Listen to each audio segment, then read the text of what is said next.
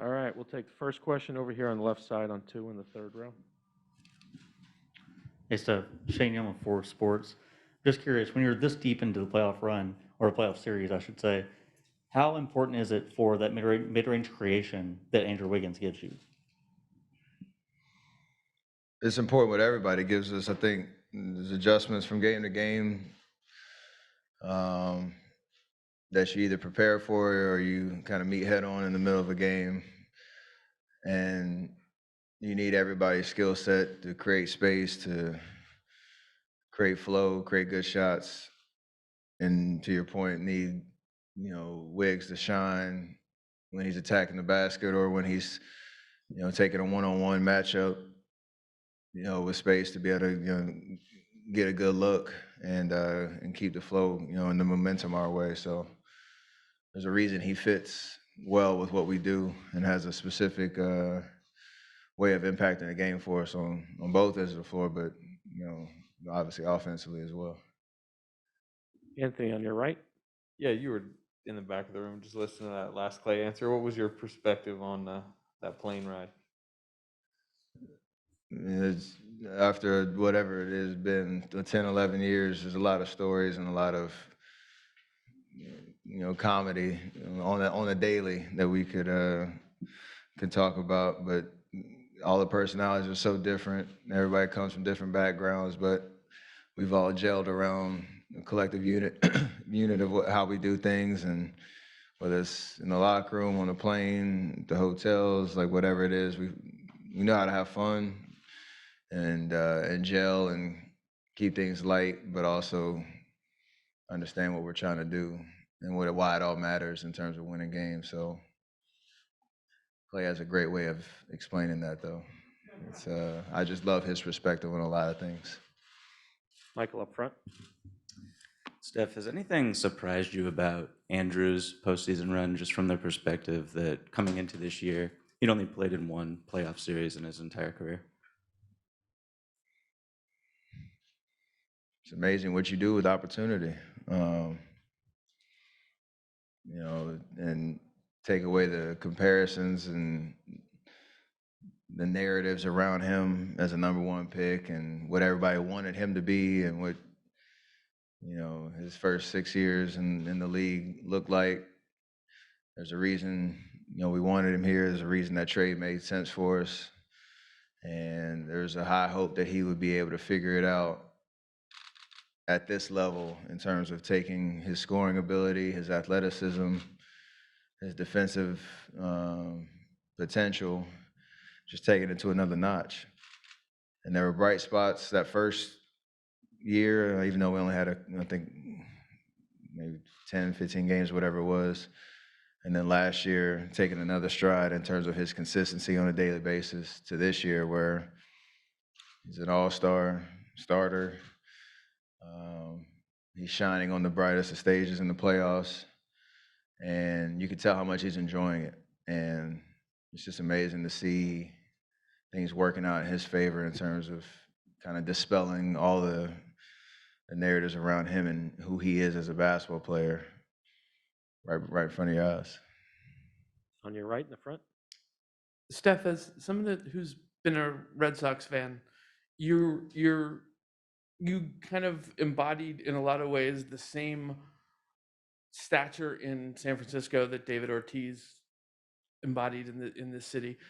When you were watching that team as a younger man, did you take anything from the way he carried himself and the way he interacted with the city that has been part of who you've been in a similar role?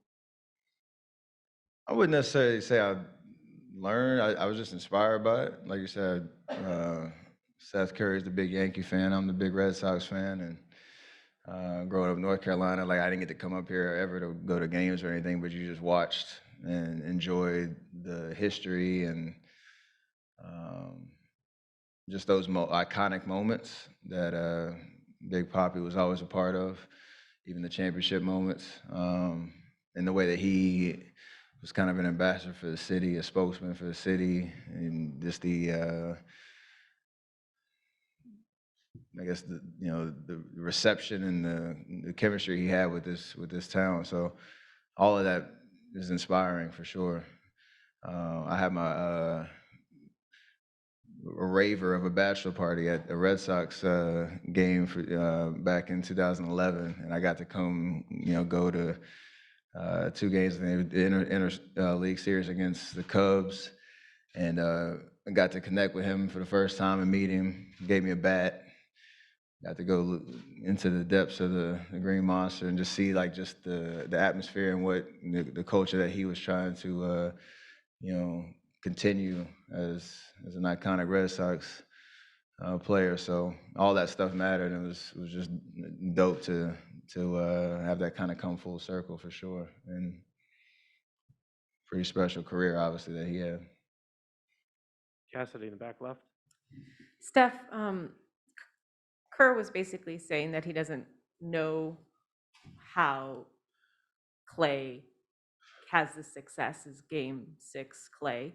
How do you see that from Clay and how he has these moments? And given how Draymond said that he expects you to be livid heading into this game, do you feel like you can channel to having Game 6 Steph?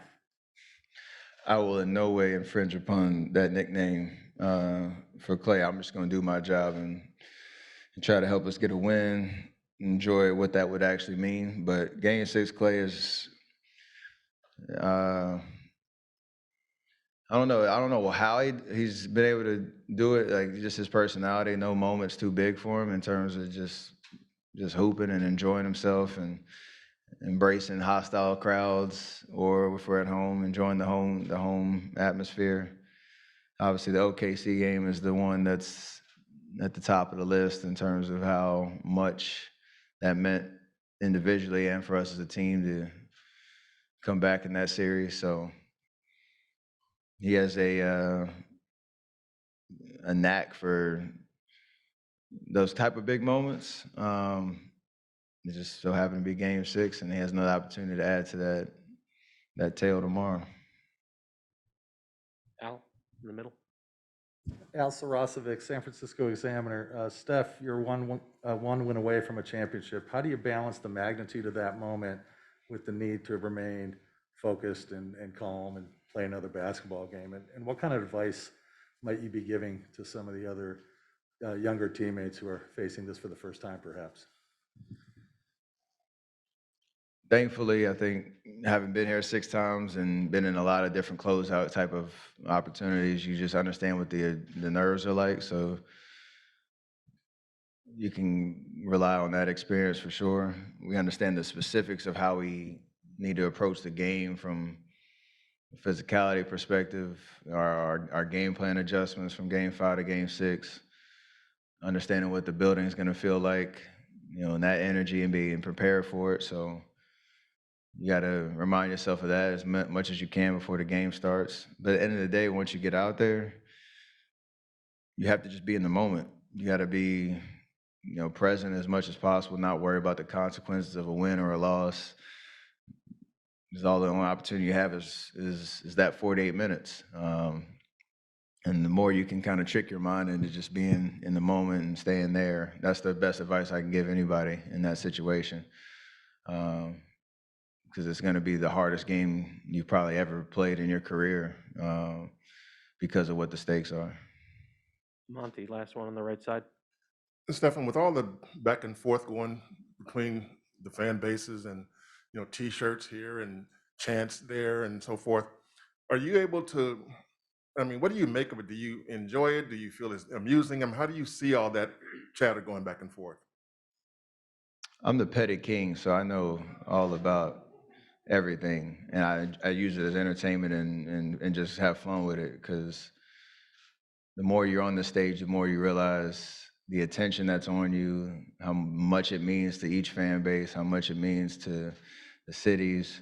So you can't really be surprised by anything, because there's a lot at stake when it comes to winning championships. And I think maybe back in the day, the first 2 years, maybe kind of things catch you off guard just because it's so new, and you're wondering how all these narratives kind of come up or all these distractions pop up here and there. But I think the more that you get into these environments, the more you use it as entertainment.